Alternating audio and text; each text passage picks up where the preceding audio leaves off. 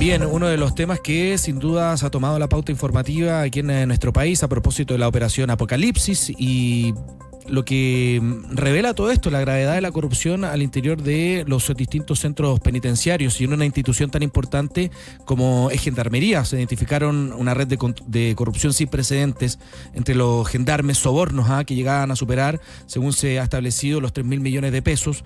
Son más de 40 los funcionarios penitenciarios detenidos que van a ser formalizados por principalmente facilitar, cobrar por el ingreso de elementos prohibidos, principalmente en la cárcel Santiago 1. De hecho, algunos de ellos fueron incluso sorprendidos con drogas durante el operativo. Queremos analizar esto, desmenuzar también esta problemática. Ya estamos en contacto con Pablo Ceballos, consultor internacional y experto en crimen organizado. Pablo, ¿cómo estás? Buenas tardes. Qué bueno que tenerte hasta ahora con nosotros aquí en el Calle No. ¿Qué tal? Hola. Hola, ¿cómo está Benjamín? ¿Cómo está Antonia? Bien, pues aquí preocupados porque es una situación realmente compleja lo que se vive al interior de las cárceles. Me gustaría partir un poco la conversación entendiendo todo este fenómeno de la corrupción al interior de Gendarmería. Por un lado, me gustaría saber cómo evalúas tú la complejidad justamente de esta operación Apocalipsis en el contexto de la lucha contra el crimen organizado y también preguntarte qué nos dice una estructura corrupta de esta magnitud, ¿no? Con funcionarios de Gendarmería implicados sobre principalmente el alcance del crimen organizado dentro de las cárceles aquí en el país. Bueno, sí, lo primero es entender que el impacto de esta noticia afecta y genera ciertas narrativas que a lo mejor nos llevan un poco o nos sacan un poco de la realidad, del contexto. Uh-huh. Lo primero es explicar que nuestro país está viviendo dos transformaciones, a mi juicio, bien importantes en materia de seguridad. Uh-huh. Por un lado, es el ingreso de estructuras criminales internacionales de origen extranjero, de crimen organizado de origen extranjero, y por otro lado es la transformación criminal que tiene nuestra propia delincuencia común. Esas dos transformaciones se pueden dar en las calles y también se pueden dar en las cárceles. Lo que sí sabemos es que cuando el componente crimen organizado ingresa a un país, lo que sucede es que ellos, por ser son estructuras más bien organizadas, buscan un objetivo que es tomar ganancia de economía ilícita e inyectarla en las economías formales. Y ahí entra la corrupción. Porque el mejor método que tiene una estructura criminal que quiere permanecer en el tiempo para lograr ese objetivo es permanecer realizando actuaciones de corrupción que permitan no solamente cooptar nuevos críticos de funcionarios públicos, sino también modificar políticas públicas de un país como lo hemos visto en ciertos países en América Latina o en Centroamérica. Por lo tanto, cuando entendemos que las cárceles hoy día son un componente importantísimo en la reconfiguración de la criminalidad organizada a nivel global, especialmente en Sudamérica, entendemos que nuestro sistema penitenciario no puede estar ajeno a eso. Uh-huh. Ahora, teniendo todo eso en claro, quizás la primera cosa positiva de todo esto es que gran parte de esta investigación surge por la capacidad interna de Gendarmería de detectarla. Claro. Uh-huh. Yo creo que eso es súper importante tenerlo también en cuenta, porque cuando nosotros empezamos a estigmatizar una institución como Gendarmería es corrupta, estamos estigmatizando también a muchos funcionarios públicos de esa institución, profesionales civiles de esa institución, que no están muy ajenos a lo que es corrupción y por lo tanto están también afectados de lo que está sucediendo. Entonces el primer componente racional es entender que esto se activa a través de denuncia interna. El segundo componente es la magnitud de esto. Estamos entendiendo una organización, ¿no es cierto?, vinculada con actores funcionarios públicos y actores vinculados a privados de libertad y vinculados a estructuras criminales que tenían una especie de economía ilícita utilizando la condición del privado de libertad en el Estado que no tiene acceso a ciertos bienes, incluso bienes prohibidos, y utilizando esa demanda, ¿no es cierto?, de esos productos para tener altas rentabilidades. Eso demuestra un modelo económico tremendamente preocupante, porque es un modelo económico que puede ser replicado en cualquier cárcel en Chile, ¿no? Porque están en las mismas condiciones, privados de libertad que no tienen acceso a estos bienes y alguien dispuesto a entregarlos.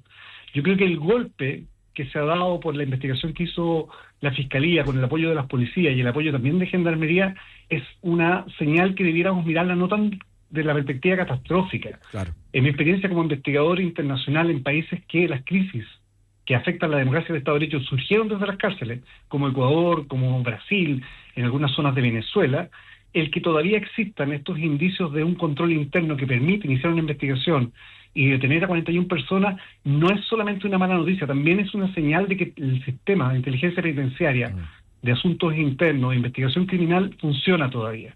Lo primero que va a hacer el crimen organizado cuando quiera controlar un sistema penitenciario es que eso no funcione. Pablo, esta investigación entiendo que lleva sus años, del 2022 entiendo que se comenzó a hacer esta investigación. Y claro, dice, pucha, 2022, 2025, dice, pasó harto rato, ¿no? Pero me imagino que tiene que ver con la complejidad de una operación así, ¿no? La cantidad de personas involucradas. ¿Eso es normal? ¿Esa cantidad de tiempo podría haber sido menos, quizás? Mira, yo soy investigador hace 13 años en materia de crimen organizado, pero antes yo fui policía, fui 20 años oficial de Carabineros, y te puedo asegurar que las investigaciones no tienen un punto común. Hay investigaciones muy difíciles, investigaciones que son más fáciles de desarrollar. Lo que hemos visto en Chile es que existe un estándar de prueba muy elevado. Uh-huh. Y si una investigación ha durado tantos años, probablemente es porque el estándar exigido de prueba para lograr la condena, el juzgamiento condena de estas personas, tiene que ser muy elevado. Uh-huh. Lo frustrante sería que durante todo este proceso las personas imputadas quedan con medidas menores, claro, o con medidas que permitieran incluso salir porque no se justifica o no se demuestra efectivamente su participación criminal en estos hechos. Por lo tanto, yo tengo la esperanza como chileno, como observador hoy día, ¿no es cierto?, de estos fenómenos, que las pruebas sean tan contundentes, que el mensaje también sea muy fuerte, claro, en las condenas y en el proceso de juzgamiento. Sí.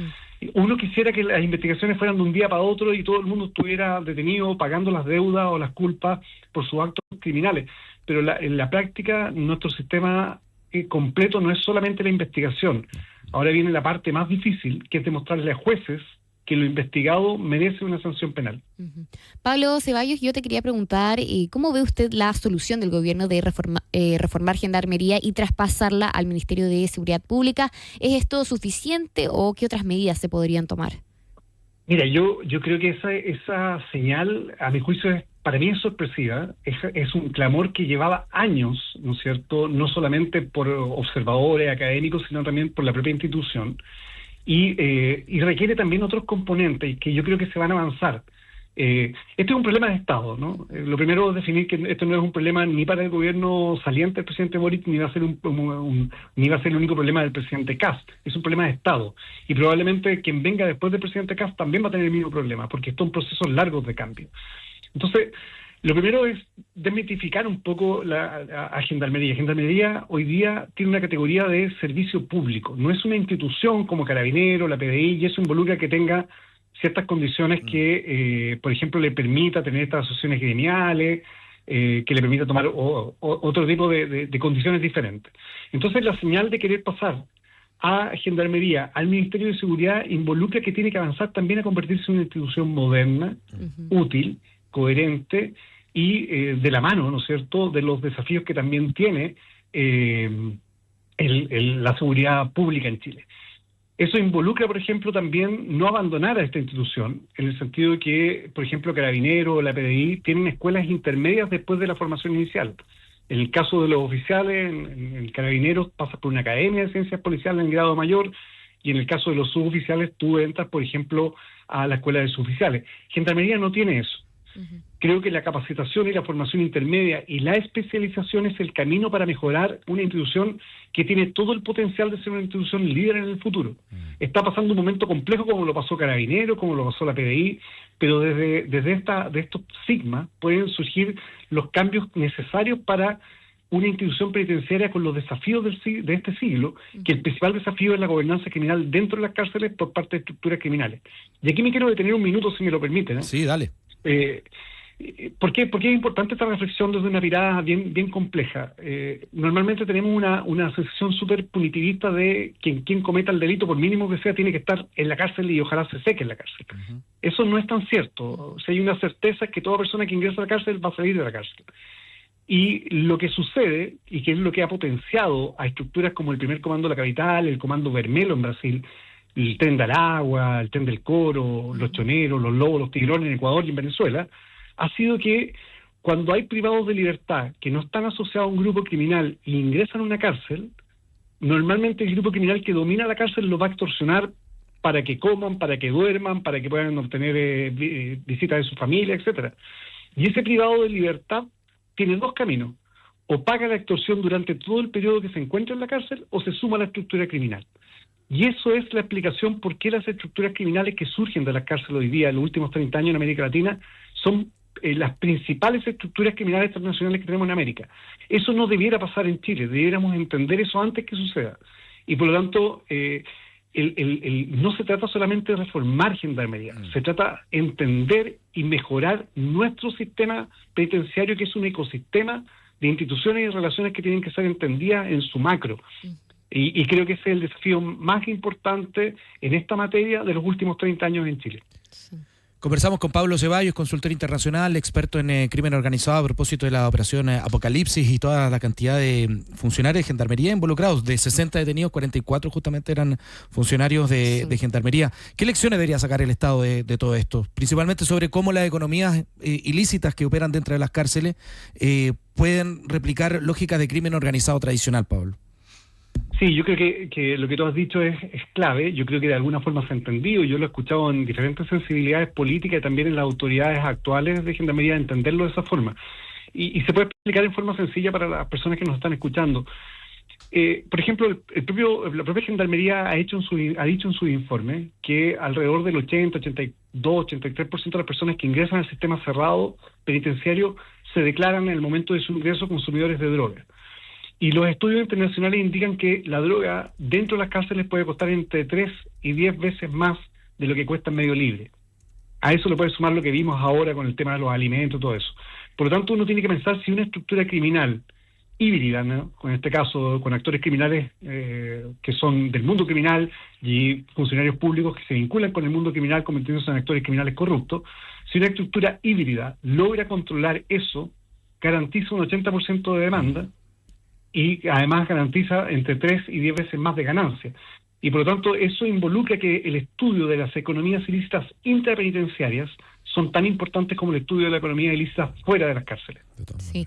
Pablo, cuéntanos también, para ir cerrando, sobre el lanzamiento de tu libro, ¿Cuándo el crimen reza? Lo vemos ahí atrásito tuyo, hay una imagen. Sí, muchas gracias. El libro salió ahora en diciembre, es mi segundo libro de investigación. Ahora enfocamos el componente espiritual, devocional, ritualístico del crimen organizado, que puede ser un elemento que unifique ciertas formas de entendimiento y control por parte de dinámicas y estructuras criminales.